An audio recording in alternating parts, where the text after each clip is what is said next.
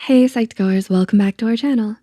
It's your outpour of love and support that drives this channel's mission to spread awareness about mental health and psychology. You help us make psychology and mental health more accessible to everyone, so thanks for that.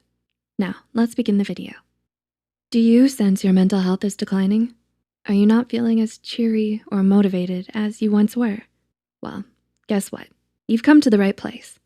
We at Psych2Go are about to give you 4 valuable tips to help you improve your mental health to be the best it can be. We're in this together. Number 1, make yourself a priority. Are you often too busy or too tired to relax and do something you actually enjoy?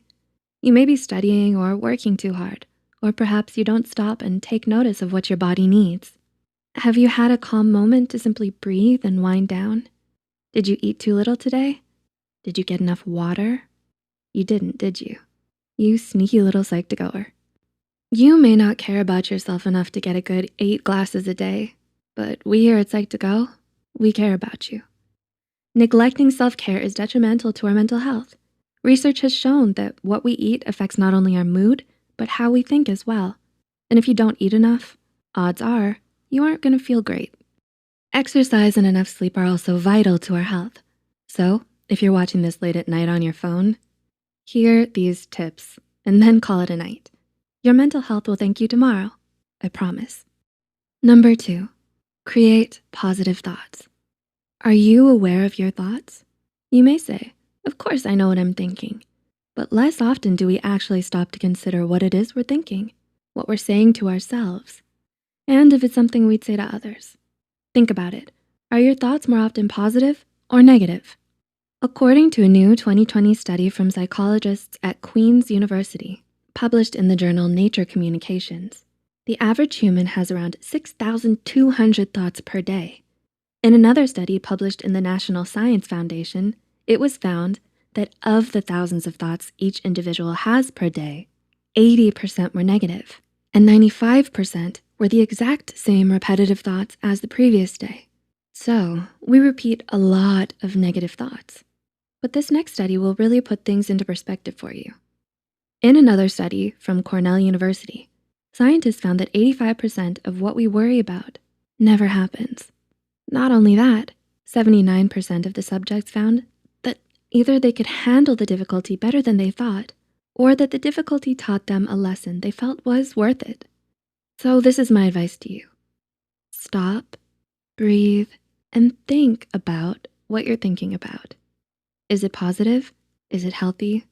More importantly, is it something you would say to a friend who is worried too and looking for comfort? It's always best to treat ourselves like our best friend. Be there to comfort yourself with positive thoughts. And when in doubt with a worry, try to ask yourself, is this worry productive? Am I making this more difficult than it has to be? Number 3, say what you feel. Guess what? There's a writer here inside your screen, and she's writing to tell you it's late and she's tired. But she's feeling better now, and she wanted me to let you know. She's keying you into a little psychology secret. Expressing how you feel makes you feel better. A brain imaging study by psychologists at UCLA revealed that verbalizing our feelings makes our sadness, anger, and pain less intense. When we see a photograph of a fearful or angry face, we have increased activity in a region of our brain called the amygdala. This serves as a warning of danger in our brain. In the study, researchers used functional magnetic resonance imaging to study subjects' brain activity. Researchers had 30 subjects view photos of individuals making different emotional expressions. Below each photo were the words angry or fearful. Subjects then had to choose which word to assign to each face. Some subjects were instead given 2 names below the photo, Harry and Sally, and had to assign gender-appropriate names to the photos.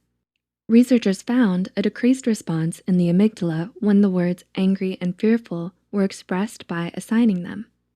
They did not see the reduction in the amygdala response when using the words Harry and Sally, meaning if you put your feelings into words, you feel better. While the amygdala was less active when subjects labeled a feeling, the right ventrolateral prefrontal cortex was more active. And it makes sense why this region of the brain has been associated with thinking in words about emotional experiences. So if you want to better your mental health, try talking to a friend or psychologist about your feelings, or write them in a journal. Just the act of writing in words about how you feel can have positive and powerful effects. Number 4, be compassionate to others. A little compassion can go a long way. Wouldn't you want someone to show you a little love and kindness? And I bet when you treat someone with kindness or do someone a favor, you often feel a little bit better too, don't you? Well, there's research to support this. According to research from psychologists Ed Diener and Martin Seligman, altruism can lead to improved mental and physical health, as well as speed up recovery from disease. And brain imaging research from Naomi Eisenberger at UCLA has found that providing support for others may have unique positive effects on key brain areas involved in stress and reward responses. So if research shows that a little compassion and support can predict decreased stress response in the brain and improve mental health, what are you waiting for? Odds are you've been considering helping out others in some way. Now's your chance. Reach out to a family member or old friend who could use some support. Donate to a charity or volunteer with an organization you care about. I'm sure they'd love the support as much as you. After all, what a better way to lift yourself up than to lift someone else's spirits up in the process. So, will you use these tips? Did you find them helpful? Are you going to drink more water? I'm watching you, Psych2Goers. Will you express your feelings into words down in the comment section below? We're here to listen because we care about you and want to hear you out. After all, your mental health may just thank you. If you find it hard to manage your life and suspect you might be suffering from an undiagnosed mental illness, we encourage you to seek professional help. If you found this video helpful, don't forget to click the like button and share this video with someone whose mental health could use it. Subscribe to Psych2Go and hit the notification bell icon for more content like this. And as always, thanks so much for watching. See you soon.